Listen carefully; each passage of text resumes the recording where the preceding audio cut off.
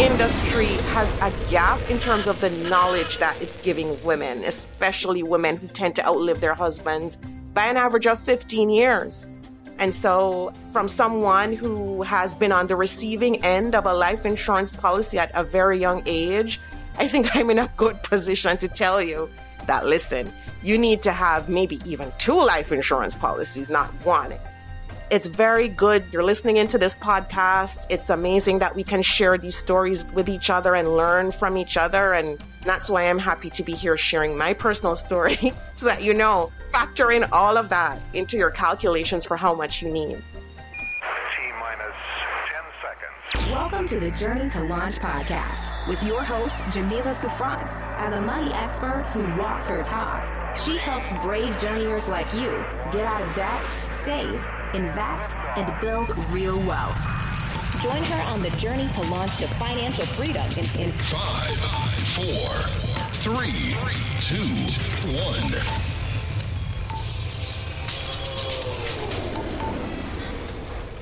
Journey to Launch is supported by First Republic Bank. Relationships really matter in your life journey and financial journey. A lot of banks have great offers to attract new clients, but what about their existing clients? First Republic is always focused on creating and nurturing long-term relationships, devising strategies, not tactics, and master plans, not transactions. That's why every client gets their own personal banker, a single point of contact to call, text, or email at any time for any reason. I love that I feel valued and supported as a First Republic client long after I've already opened up my account. They value their customers and it shows. First Republic calls it banking beyond the offer. And it's part of their commitment to extraordinary service. Isn't it time to discover what a long-term banking relationship can do for you? Visit firstrepublic.com today to learn more. That's firstrepublic.com. Member FDIC. Equal housing lender. If you want the episode show notes for this episode, go to journeytolaunch.com or click the description of wherever you're listening to this episode. In the show notes, you'll get the transcribed version of the conversation, the links that we mentioned, and so much more. Also, whether you are an OG journeyer or brand new to the podcast, I've created a free jumpstart guide to help you on your financial freedom journey. It includes the top episodes to listen to, stages to go through to reach financial freedom, resources, and so much more. You can go to journeytolaunch.com/jumpstart to get your guide right now. Okay, let's hop into the episode. Hey journeyers, I'm excited to be speaking with today's special guest, who is Keisha Blair.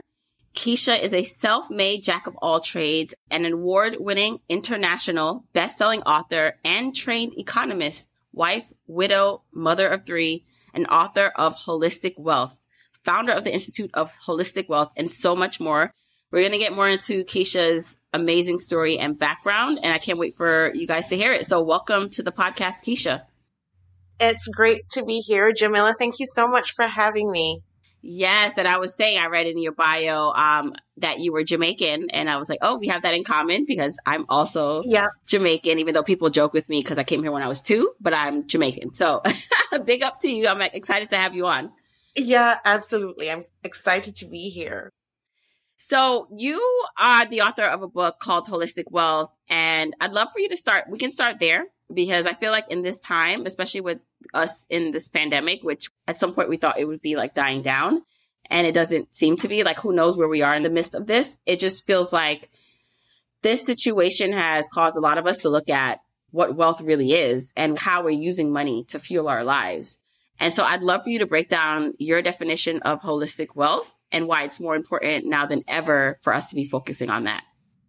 Yeah, absolutely. And it's a very important question. So holistic wealth, as I've defined it in the book, comprises of various pillars. Like, for instance, it comprises financial independence, emotional, spiritual health, physical health, as well as a life purpose. And all of these things combine to make us more resilient and make us more whole during times of setbacks and during times of disruption. So in the updated version of Holistic Wealth, I talk about the art of recovery from disruption. And these pillars really get us through that period of disruption. And that's why it's so important. The concept of holistic wealth is so important during COVID-19 when we're all looking for that post-COVID life that we want to create, how we want to see ourselves coming out of this, and kind of the life we all want to live. So that's why it's so important now. And of course, these themes and these pillars have been really well covered in the media. They have been kind of the stories that we've been talking about since this pandemic happened. So that's why I think even now versus before, it's so much more important. Let's talk about the pillars a bit more. I know that financial independence, it can mean a lot of things. So I always like to say I have one foot in the FIRE space, which is the acronym for Financial Independence Retire Early for anyone who's first hearing that. And then there's just one in the personal finance space. And then I often hear people who are not even associated with the movement use financial independence and financial freedom. Like we use these words and we have our own definitions for it. So what does financial independence mean in the context that you're saying? Right. So in this context, it means being able to cover your living expenses without having to have a job. Now, for me, the retire early, I like how you say you have one foot in, because that's kind of me too, right? Because I feel like the retire early part is completely up to you. If you feel like you are enjoying your job and you want to stay there for other reasons, well, by all means do that. If you feel like you want to hop out, but you want to have a side hustle or a business, you're not necessarily fully retired, but you've crafted a lifestyle where, it's something that is authentic to you and it's not like you're, beholden to an employer, then power to you. But for me, I was financially independent from 31 and I had, invested aggressively in my younger days, luckily to achieve that. And I still had my 9-to-5 job. Like I still went back, and some of the most important experiences for me, Jamila, came after that, in terms of my professional development. So I do believe, and I was so young, like I was 31, I still had young kids. I felt like I still needed to do more. So for me, I'm like you, I'm not necessarily, I really think the financial independence part of it is critical rather than, let's say, retire at this point or retire early or retire. I think that's totally up to how people feel and at what point people are at in their lives. Yes. Well, now, when you just mentioned you reached financial independence at 31 and you had small kids, I heard that. So I have 3 kids myself. They're pretty young still. So I really want to go back now and understand how you were able to do that. You mentioned that you saved aggressively. So you are Jamaican and you immigrated to Canada. I'd love to just get that backstory because I have so many people who are in the trenches right now and are maybe where you were at one point and they're like, you did what at 31? And they want to know how you did it. I migrated to Canada at age 20, I guess.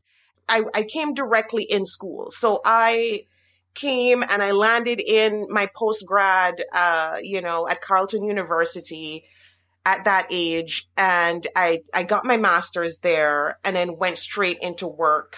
So as many of you know, I'm a trained economist and I went to work for the government here, eventually becoming a senior economist with the Department of Finance here, and then transitioned from that to specialize in foreign direct investment, working on files related, supporting the Prime Minister of Canada, and traveled on various delegations to the World Economic Forum and different multilateral forums like that. And so, as I said, that experience was amazing. And so in between those years, right? So I left Carleton. So let's go back to Carleton. So I started investing before I graduated college. And I tell people this all the time. And I tell family members, even family members from Jamaica, Jamila, I'm like, listen, you can start investing even before you get a job. I know that you know what I did? I applied for all the scholarships and bursaries I could get, used some of my school fees to invest in real estate. Because for me at the time, my older brother loved real estate and I used to watch him investing and it was just like, wow, and so I loved it. And I started investing. So I got these scholarships and bursaries, used them for my school fee, and used my school fee to start investing in real estate. So I started doing it at 20 once I got to Canada, and I didn't stop. So by the time, let's say I was, and this is before my husband died because we invested together, but I was the more aggressive one. I had just this need and this desire for that financial independence. And it was driven by, and a lot of people will see this in the book, right? It was driven by the fact that I had this fear that my parents would die young and I would be alone and I needed to be financially independent. So for me, it was driven by this whole host of other things that I had going on. And so I did that and I never stopped. So once I got the first property, I didn't stop. I invested more until we had a portfolio and ended up being like a multi-million-dollar portfolio of properties. And luckily at the point that he died, because we haven't gone into that point that my husband died and I was 31. Luckily we had those investments and I was financially independent. Like I took a year off. You'll see that in the book. Took on a 1 year unpaid sabbatical, went back to Jamaica, went back to my roots. I really wanted to find answers to lots of different questions I had. And it was because I was financially independent that I was able to do that. So it's helped me in so many ways that I'm now very, very passionate about, saying this to women. Like, look, I was widowed at 31. And whether or not you end up leaving your job or not, that's not the crux of it. The crux of it is, can you sustain yourself through this time of need when you might need to just pull back and just like concentrate on yourself for a long period to get yourself through that? And that's what I did. And luckily, I had the drive to do that, and of course we had other things in place. Like we had a life insurance policy. We had different things in place in addition to that real estate portfolio. But whether it's real estate or something else, another type of investment, the key lesson there is to just pursue what you like in terms of your investments and just really go for it and set yourself up because you never know. Yeah, no, I love it. I love it, Keisha. I do want to go back because I'm thinking, I see so many similarities. I mean, you far past me, like the real estate investing part of it. But I remember being as driven as young as you were about wanting to own real estate. And so I want to go back for you. I know what prompted me was seeing my grandmother immigrate here from Jamaica, not having anything, and seeing her being able to buy something. And I was like, wait a second, I should be able to do something given the opportunity that I've been given to be here and being raised by a single mom. You said your older brother was into real estate. I just want to know like how you first got the idea. It seems like from your brother, but also the money, the capital at such a young age. And where were you investing? I know these times are different now. So like property values have increased. But was this in Canada? Was this in like the rural areas? Did you luck up in like a market that was like unknown and then it began to appreciate? So brother was still, and he still lives in Jamaica. So I used to watch him just even as a younger sister looking on at her brother, just aggressively acquiring properties. And that was in Jamaica. And once I immigrated, I just basically not copied that pattern, but I was driven to kind of do a similar sort of thing. So I live in the capital. So I live in Ottawa, which is not like Toronto. In Toronto right now, there's an issue with a real estate bubble there. I mean, Ottawa is the hottest market for real estate right now since the pandemic. But when I came, over 24, 25 years ago, that was not the case. It was this up and coming market that was easier to get into than, say, a Toronto or a New York City. And you could get in at an affordable rate. So my very first property was a townhome. It was a 1,300 square foot townhome, 3 bedrooms. I'll never forget it. And, I think the purchase price at that time was maybe $150K. It wasn't bad. And as I said, like I honestly applied for every scholarship and bursary I could. And I was successful with some of that. And I just used my school fee. Like I literally, and at that time I was engaged. So I was engaged to be married. And so we combined our funds and we came up with our 10% down payment. We combined whatever we had and we came up with our 10% or 15K and we purchased.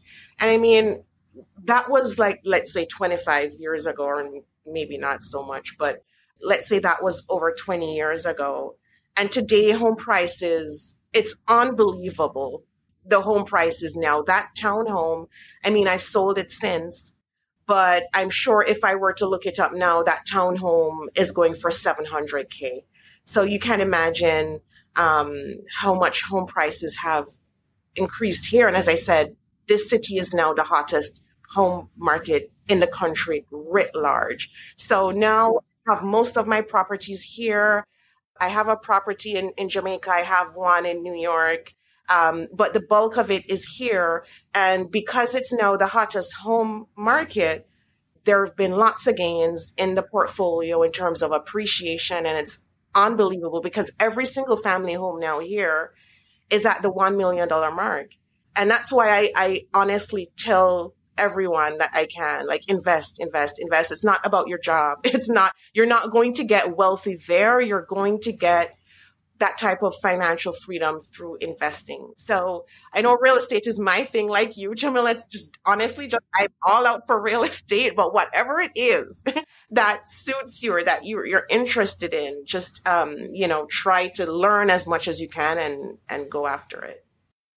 Yeah. And so what I'm hearing, and I just want to pull out these elements from your story because income is important in these scenarios. And especially when you're younger and maybe you don't have as much responsibilities, but like, yes, transforming your income into true wealth means you need to invest that income.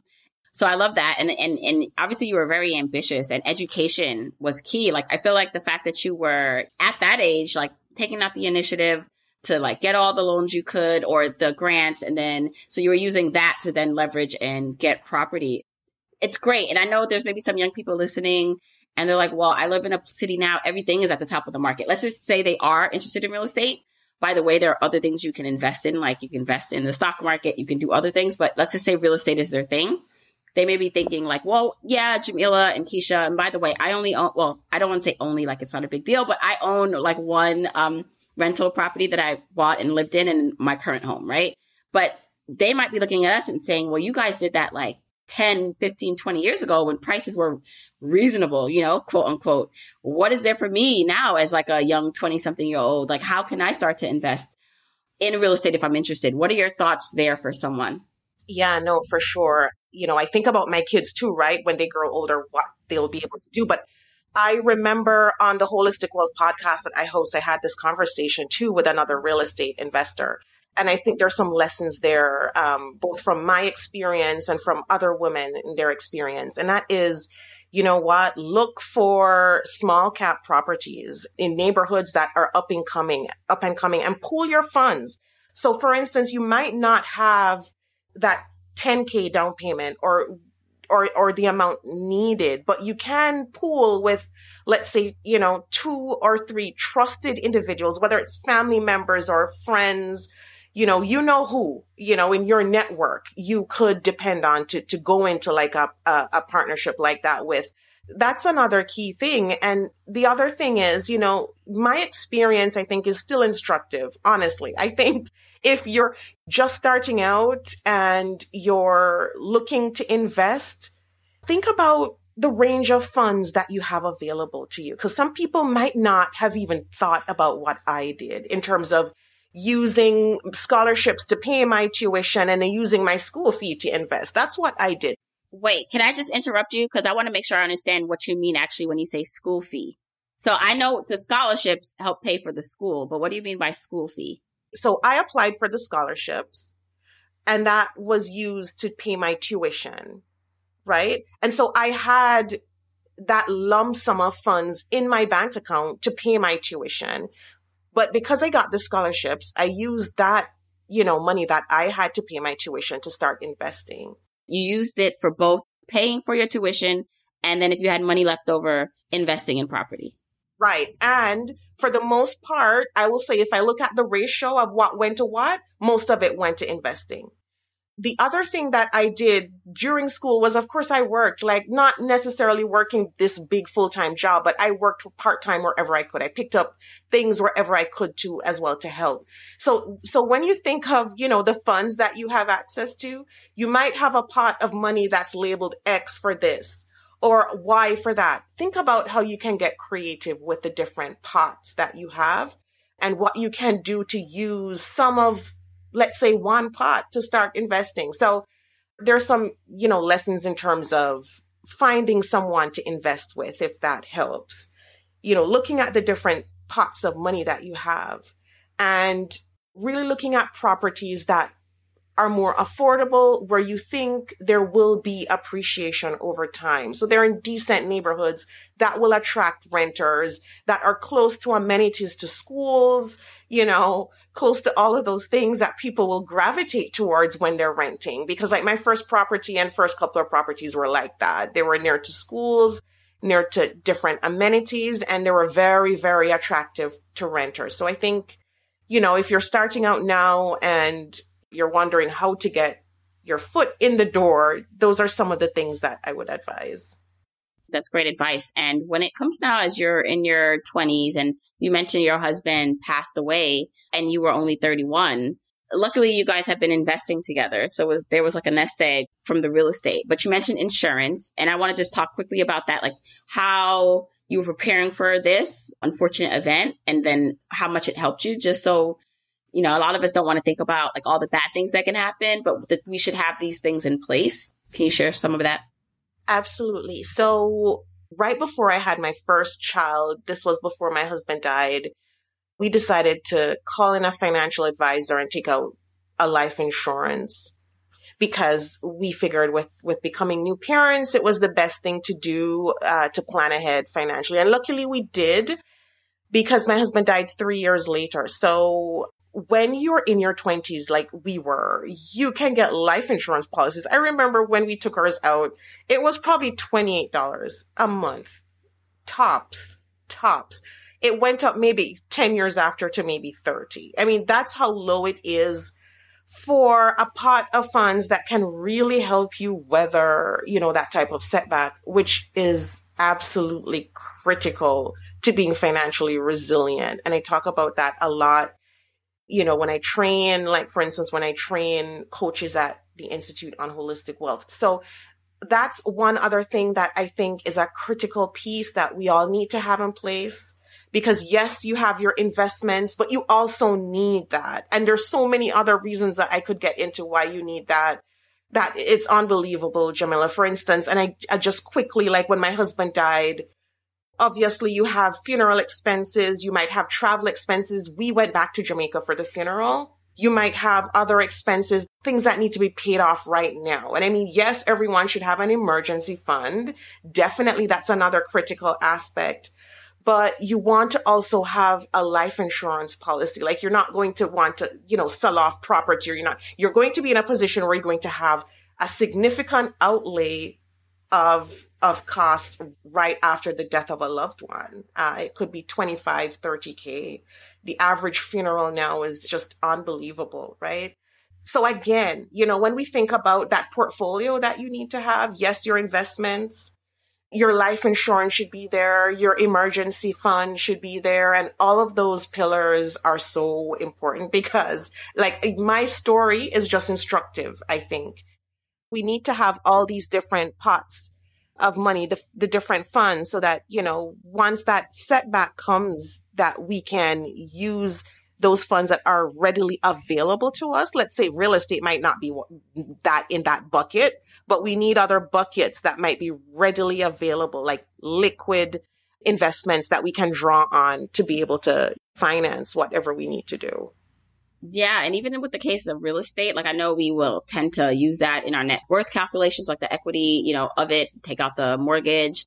For me, it's more of like a safety net. Like I don't want to have to sell my real estate if something happens. Like I ultimately, like that would be the worst case. But oftentimes I think we think about that, we have this thing and we'll use it, but it's not a liquid asset. And many times like you're emotionally attached to it. And so you make the decision if you have to, but practically speaking, it's like having money in accessible accounts, especially if you're planning financial independence like life. And I think about when I'm looking now at my new financial independence plan, how much money can we actually save in the non-retirement accounts and invest for the time to bridge the gap to when we need to touch that money. So I just feel like it takes really confronting life and our, I think, mortality and just taking action instead of like sitting and thinking, oh, it's too late. I'll just do it when it like happens. When it's just like, no, you don't want to do that. You want to start taking action now. Exactly. And the amount that people think that's okay for them to have as a life insurance, I think that's increasing too. And that's the other thing I advise people is don't settle for just like a 300K policy. If you think about yourself with 3 kids and your husband dies, it's not going to carry you that far. You need to think about 800K, a million. If you think about me at 31, for instance, and I was left with 2 young kids, if you think about someone's lifetime salary over a 30-year period, right? Because that's what I would have missed out on if with my husband's salary, let's say.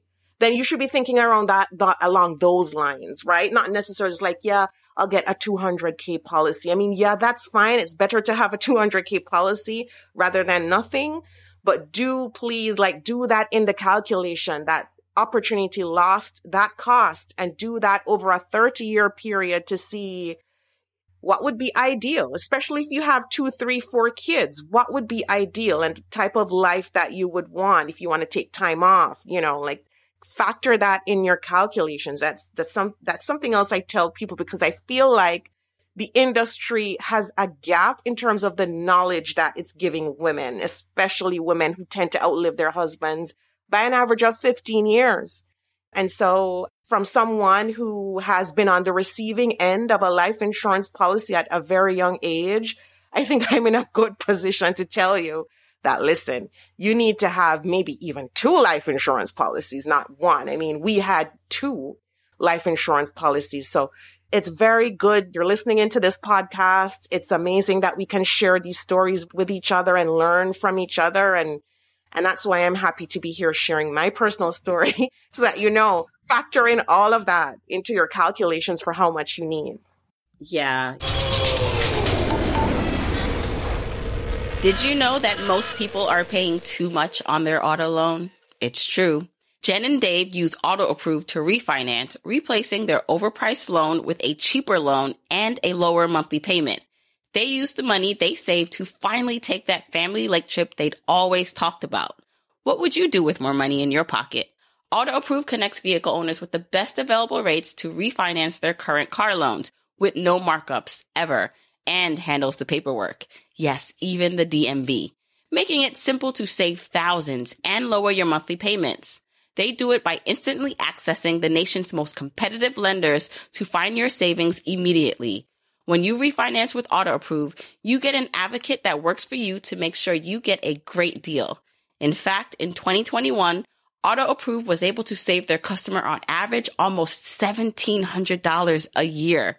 That means more money for road trips, family vacations, and visits to grandma's house, more money for what matters most. So, what are you waiting for?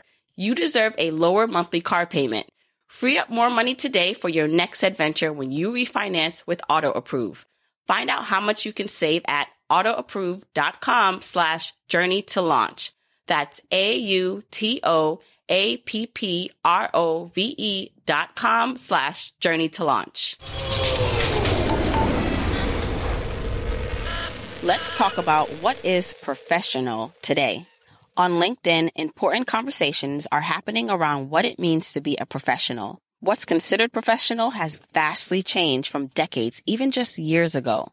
Right now, LinkedIn members are talking about things like needing more flexibility around where we work, how we work, and even taking time away from work to focus on family or mental health, because those things should not stunt career development and growth. Instead, they should enhance it as we show up on our own terms.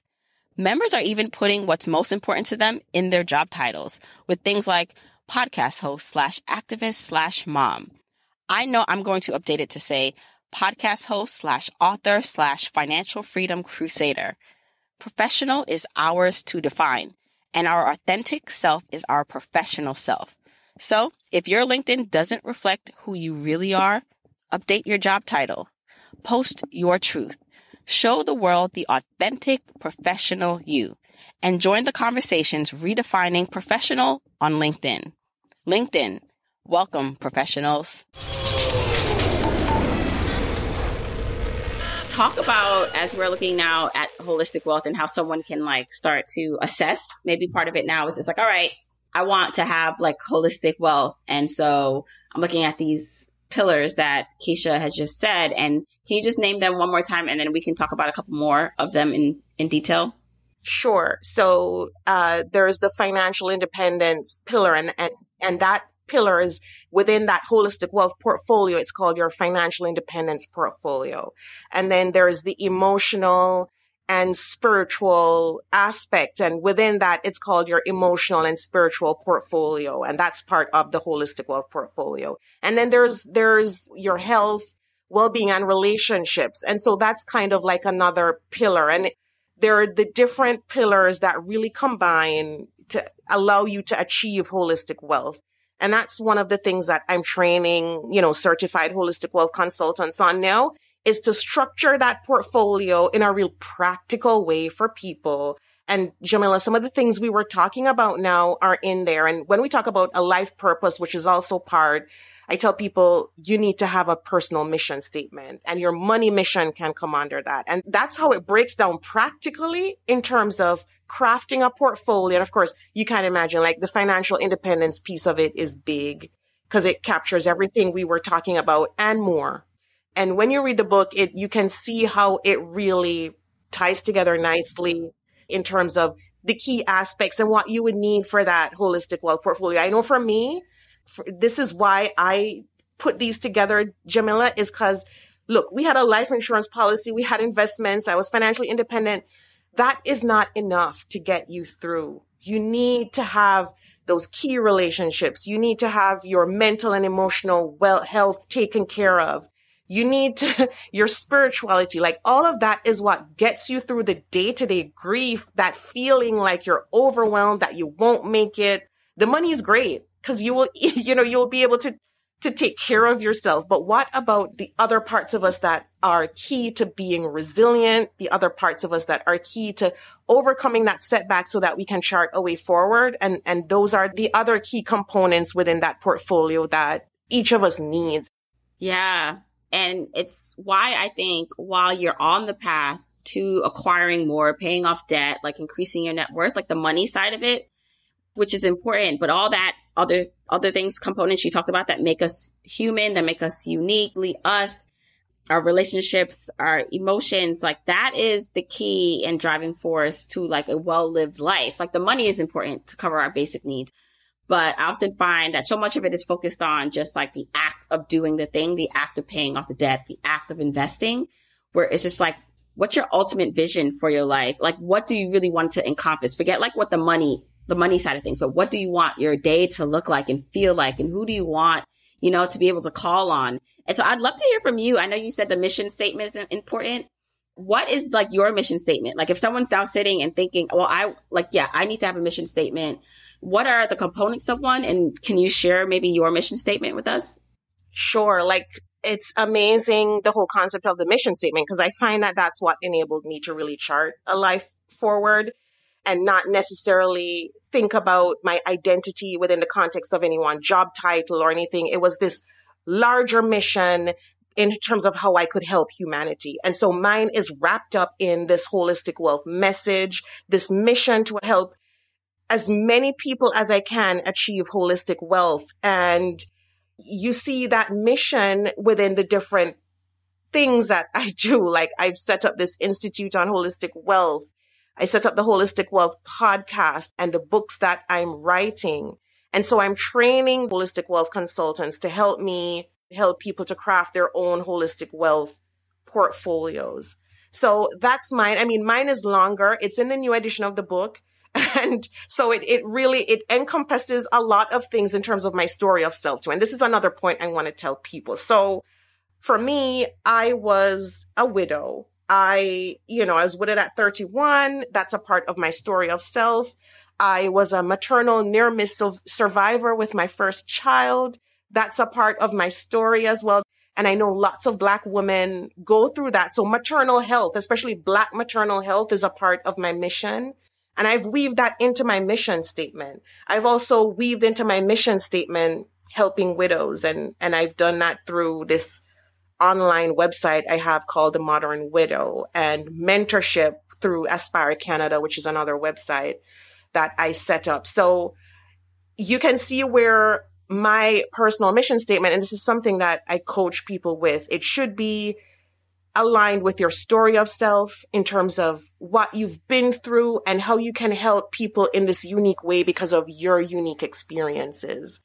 And how are you going to execute that? And, I've spoken about some of the things that I've done. And if you look in your own life, you'll see where there's this mission that's so much bigger than any one job or any one title or even being financially independent. It's this mission that you're putting forward as a legacy that you'll leave behind, hopefully, for people to be able to have these practical lessons that they're applying in their lives from your own unique journey, which I think is really a gift. And I know for me, I've really been so blessed by it that I can do this from my unique experience, like everything combined, about my story, about the skills that I have, my profession as an economist, and what I've been able to learn from that to help others to really craft a life of holistic wealth.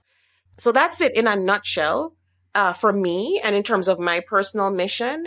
And it's aligned with my values. And in the Holistic Wealth Personal Workbook, I have case studies for people who want to craft their own mission statement. And we do have a template on the Institute website as well for people who want to use a template to just kind of just get through it and just craft their own personal mission statement. Do you have some ideas or things that someone could start to pull from? Like what I'm envisioning a mission statement, like you said, there's probably I want this, or are there components of it that they should be including or values that you can give us some examples of what would be included? Yeah, sure. So in terms of values, community oriented is one, organized, dependable. There's a list of values in the book that you can use to craft yours. And when you think about those values, it's one thing to say, well, yeah, I'm community oriented, but how will you practically implement that community part of it? Like, for instance, when I just said that the holistic wealth consultants are in their communities helping people. So some of the ways they do that is they do workshops with the Girl Guides. They do workshops with teens, and these are all free. They do workshops, on financial literacy within their communities. And so when you craft your mission statement, when you think about those values, think about how you're going to practically translate those values into action, into like action points and goals that should come under your mission statement. Because of course your goals should come under your mission statement too. And of course in the book, there's a whole chapter on goals and really how to craft your goals well to achieve your mission. So that's also part of crafting that mission statement and how to do it well. Right. Now, but what if you do have a lot of values? Can they be competing values where you can't focus all of them at once? Like even when I'm thinking about what you define as holistic wealth and what I know to be what encompasses like a full life, like all the things we should be focusing on, it's a lot. Being an adult is a lot of work, like because you got to worry about your money and finances, your friendships, your romantic relationships. If you have kids, add that in there. Plus you have to drink enough water and like stay healthy. How do you add that all in and prioritize those things? How have you found to do that? And then how does one not get overwhelmed? Because what I'm finding is most people get overwhelmed by all the things. And then that's why a lot of things slip through the cracks. For the mission statement, it's good to craft it so that it really encompasses your personal and your professional goals, right? So it can accommodate both.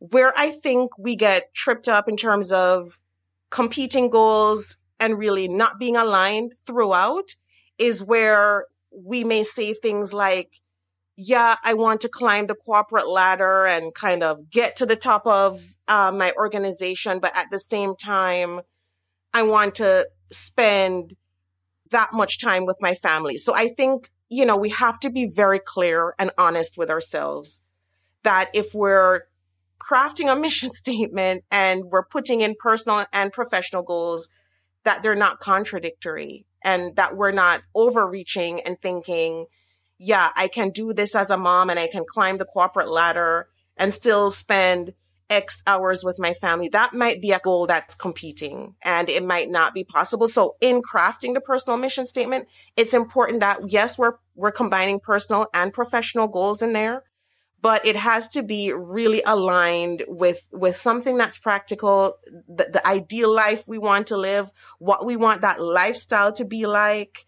And it should help you chart a course forward that's mission-led, mission-oriented. So again, if you have, like professional goals in there, or you have something professional in there, make sure that it's more mission-led, mission-oriented than say, wrapping up your identity in reaching CEO by 25 or something like that. So that's what I would do. And of course, for other action verbs and qualities to include passionate, innovative, loyal, open-minded, courageous, dependable, and also, putting your money mission in there, putting that money mission under your personal mission statement too. So I think, you just need to think through really from a very self-aware perspective on what we really want to achieve. And I'm curious, like you were financially independent at 31. And so a lot of what you're doing now, I'm assuming it's by choice. Like you don't have to, but you can correct me if I'm wrong, but people who have not reached financial independence, like the true state of it, meaning like I really do have enough where I don't have to work, then it's just like, okay, what would I really do with my time? If I don't need to earn money, would I still actively create businesses and run businesses? I feel like a lot of people, including myself, when we're still on the journey, it's just like you envision your life to be totally different. Like in my head, I'm just like, oh, well, once I reach financial independence, I'll podcast really whenever I want. Like maybe it'd be in seasons, and a couple times a month I'll pop up with some podcasts, and that's it. I'll be on the beach elsewhere. But that's what I think now. Whereas maybe if I still reach it, like that's not the case, because there's something bigger pulling me to do more and want to disseminate this information. What drives you to keep going or to be as ambitious as you are in sharing your story versus, all right, I have enough money, I have enough assets, I don't have to do any of this? Yeah, no, for sure. And so for me, this new mission around holistic wealth kind of is what drove me. And I'll tell you a story too of when we published the first edition of the book. Women in the financial industry came forward to me and they read the book and they said, listen, we want to be certified. Like we want a certification program in holistic wealth. And I had no intentions of doing that. I figured maybe along the line, maybe I do some coaching, but maybe loosely, and they said, no, we'll pay for it before it's even crafted. We don't care. We feel this is a gap. We have to help women. And these women were certified financial analysts who were in the field, in the weeds, helping women. And they knew that the current financial advice was not good enough. They saw the gaps in my book through my own personal story. I had a unique advantage because I was on the receiving end of a life insurance policy at 31. And there's so many people in the financial industry who go around selling life insurance who don't even have that experience. They don't know what it is to be on the back end, the receiving end, and the process, what needs to happen, what you need to put in place. And so they came and they're like, we want a certification. So the first half of lockdown, I got to writing that and produced it. And we have, certified holistic wealth consultants. And that's an example of how the journey can just evolve where you never plan. Of course, I set up the Institute to house this kind of mission now, where the journey is evolving. People come to you and they're like, listen, this is a need. We have a need to educate women. And most of those consultants said to me, we are doing it already and we're doing it free, but we want to put your perspective in. We want to put some of the lessons you've identified in your book in. And so, of course, that started me on this new journey.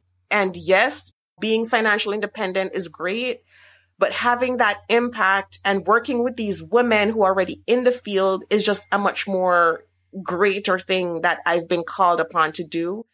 A lot of us see ourselves chilling on a beach in Jamaica, maybe when we're financially independent. But I think all of us are here for a purpose and a mission. And I know that as a fact. And I know that our mission isn't ended once we reach a magic number for financial independence. So most of us are here to drive humanity forward in some way, shape, or form. And we have that unique purpose set out from even before we realize that we have that purpose. And so it does not end at a magic number. It does not end when we feel we should be chilling on a beach. It's humanity calling on us to give back. And for many of us, we'll want to honor that and we'll want to give back as much as we can.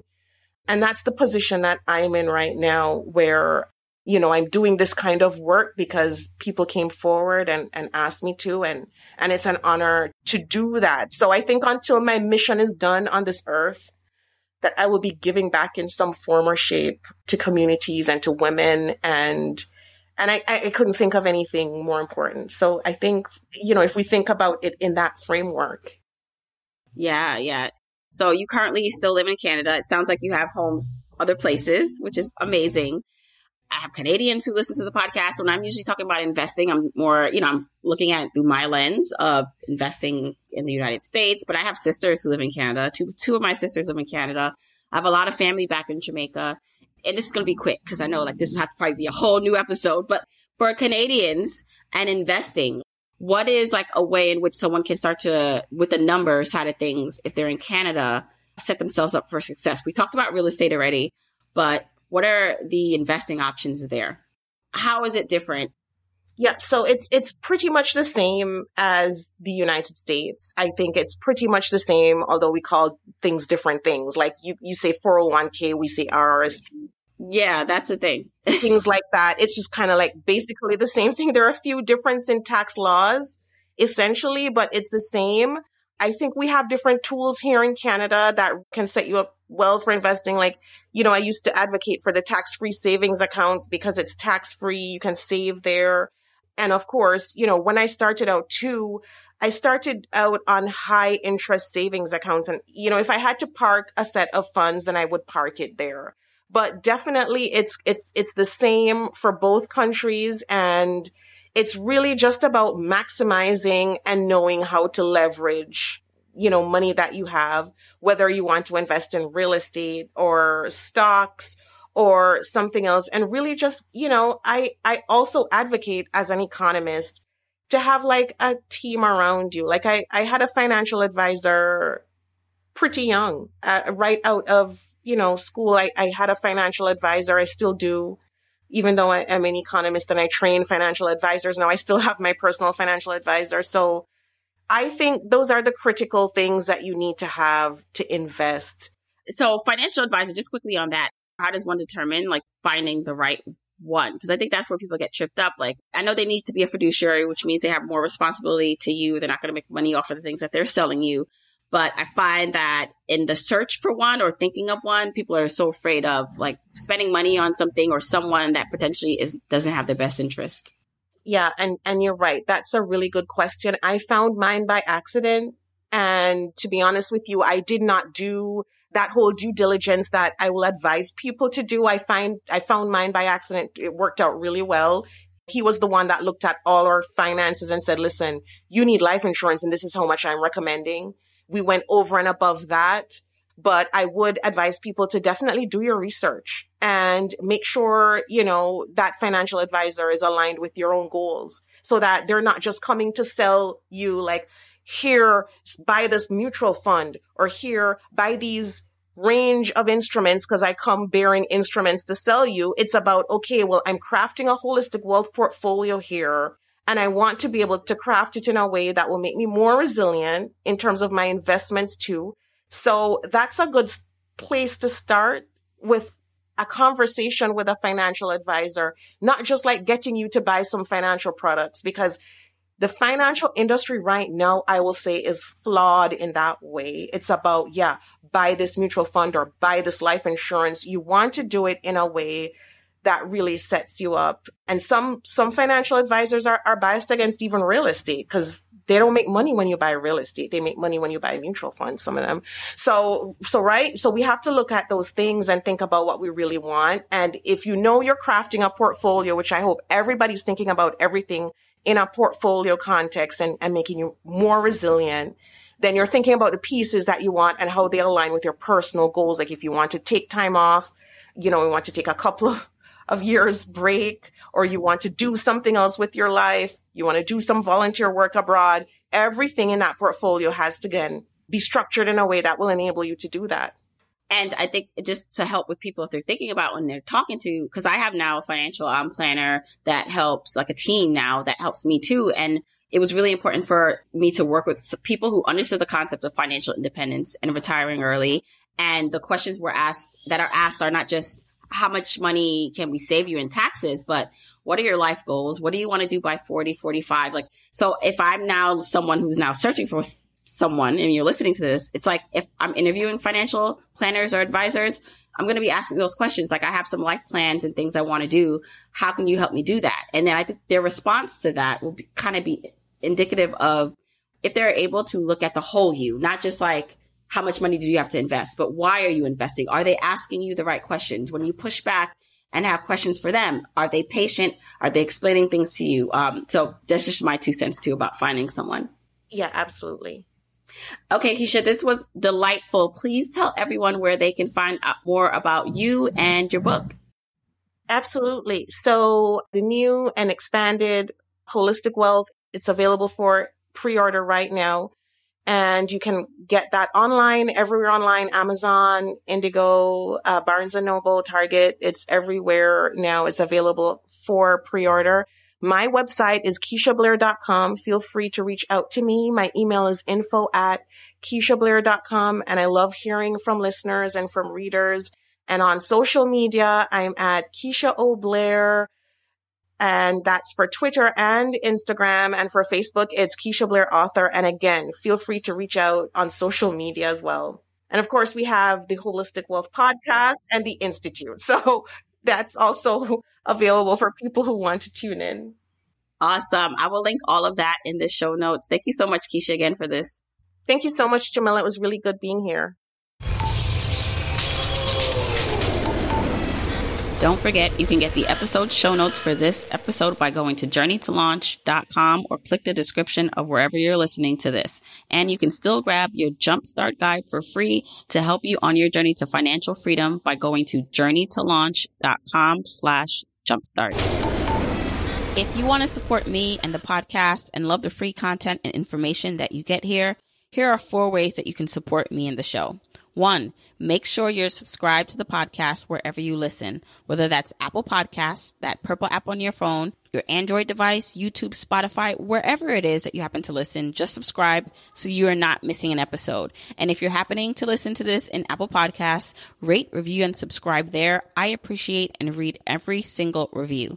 Number 2, follow me on my social media accounts. I'm at Journey to Launch on Facebook, Instagram, and Twitter, and I love, love, love interacting with journeyers there. 3, support and check out the sponsors of this show if you hear something that interests you. Sponsors are the main ways we keep the podcast lights on here, so show them some love for supporting your girl. 4, and last but not least, share this episode, this podcast with a friend or family member or coworker so that we can spread the message of Journey to Launch. All right, that's it. Until next week, keep on journeying, journeyers.